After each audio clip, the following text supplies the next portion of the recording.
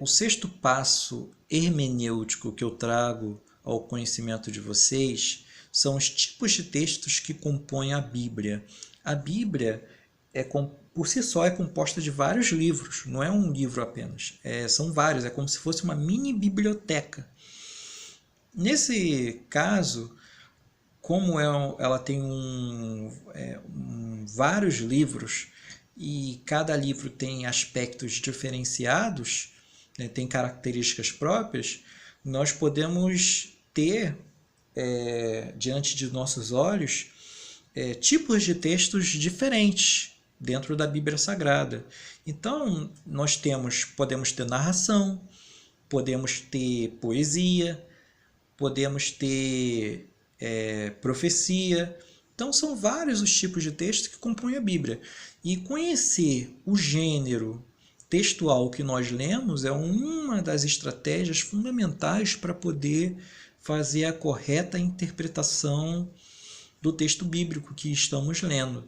Porque, dependendo do tipo de texto, a nossa estratégia de interpretação tem que mudar. Não podemos ler uma parábola como, por exemplo, o livro de Atos dos Apóstolos.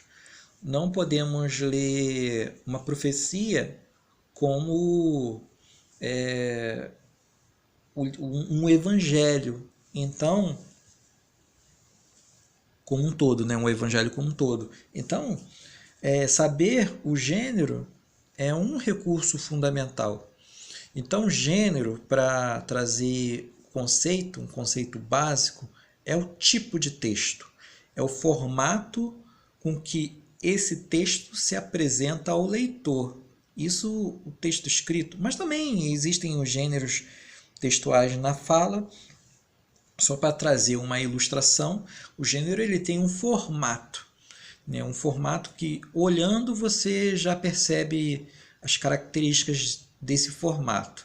Quando você está, né, indo para o trabalho e você está até querendo acordar cedo, querendo tirar um cochilo no trajeto que muitas vezes é sofrível pelo trânsito, e aparece um vendedor. Aí a primeira coisa que ele vai falar é o seguinte: desculpe incomodar o silêncio da vossa viagem, mas eu trago a vocês. Então é uma coisa batida.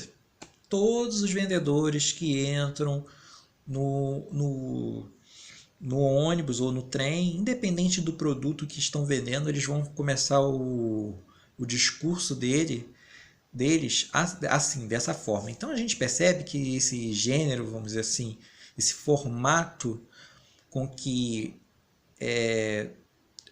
se apresenta aos ouvintes, no caso, porque é falado pelo vendedor, é uma coisa batida, engessada.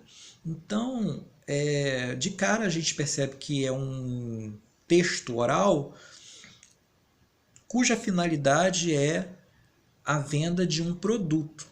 Então, o gênero ele tem essa forma. E na escrita isso é muito característica.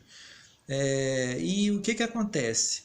Nós, olhando um jornal, por exemplo, sabemos distinguir o que é uma notícia e o que é uma poesia.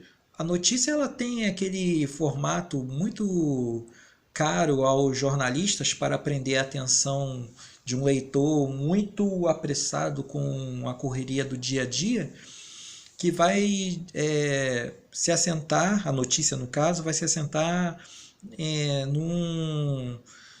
num circuito que diz o seguinte: o que, quem, quando e onde. Então a notícia tem esse formato, tem que apresentar essas informações básicas, porque se não apresentar, de certa forma, o jornal não vai conseguir concluir o objetivo para o qual foi proposto, que é trazer uma informação ao leitor. Então, o que, quem, quando e onde e por quê são coisas essenciais numa notícia de jornal, é algo batido, é uma característica desse gênero.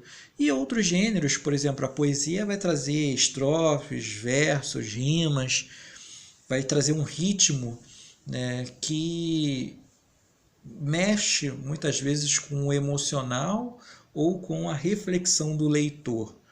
Então precisa se trabalhar essas questões na poesia, ou mesmo que ela seja de caráter de verso branco, ou seja, sem rimas, mas ela tem que ter uma musicalidade, né, decorrente do trabalho do poeta.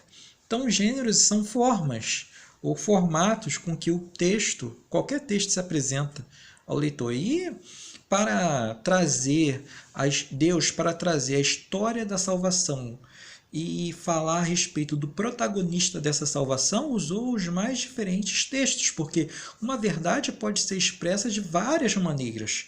Eu posso falar, por exemplo, do sofrimento de Cristo através de uma poesia, e foi o que fez Davi, quando teve essa revelação. Então, prosseguindo um pouquinho a respeito dos gêneros, nós temos esse seguinte gráfico. Então, gênero é igual a formato.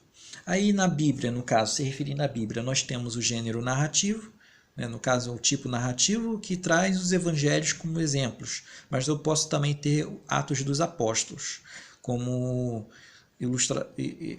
ilustração do gênero narrativo. Ao lado do gênero narrativo, eu posso ter um gênero poético, aí representado por salmos, por provérbios. Também eu tenho o gênero epistolar, representados pelas cartas de Paulo, né? E tem, por último, profecia. Pode ser o livro de Apocalipse, que é uma profecia, e pode ser também o capítulo 37 do livro do profeta Ezequiel. Então, vamos falar um pouquinho da questão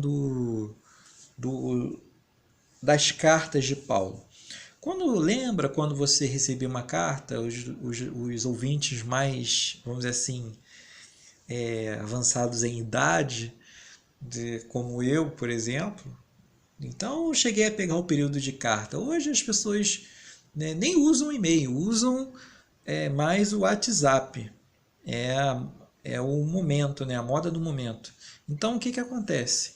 Mas para quem tem os seus 40 e tantos anos ou mais, recebia-se muita carta e enviava-se muita carta. E como você lia a carta? Lia pedacinhos? Não. Você lia a carta toda. A mesma coisa em relação às cartas de Paulo. Para você usar estrategicamente um recurso da interpretação desse tipo de texto, você não pode ler pequenos pedaços, você tem que ler o texto como um todo, porque as cartas são um tipo de texto em que nós temos que ler toda ela. Não basta ler só pedaços, porque se eu for ler pedaços, eu não tenho um entendimento completo. Então, elas precisam ser lidas todas. Se você começou, por exemplo, com a carta de Romanos, ela precisa ser lida como um todo, de uma vez só, para você ter o entendimento das partes que compõem essa carta. Um exemplo de profecia é que muitas vezes elas usam uma linguagem figurada, porque o aspecto que elas abordam, o futuro que elas pronunciam, é algo esplendoroso, glorioso, e muitas vezes não se consegue expressar todo o seu conceito se não usar, por exemplo, comparações, porque as pessoas não estão preparadas muitas vezes para receber algo direto, uma revelação direta. Precisa ser aos pouquinhos, e a revelação de Deus é progressiva nesse sentido. Então, para não me alongar muito, vou dar pausa nesse vídeo e a gente continua no próximo.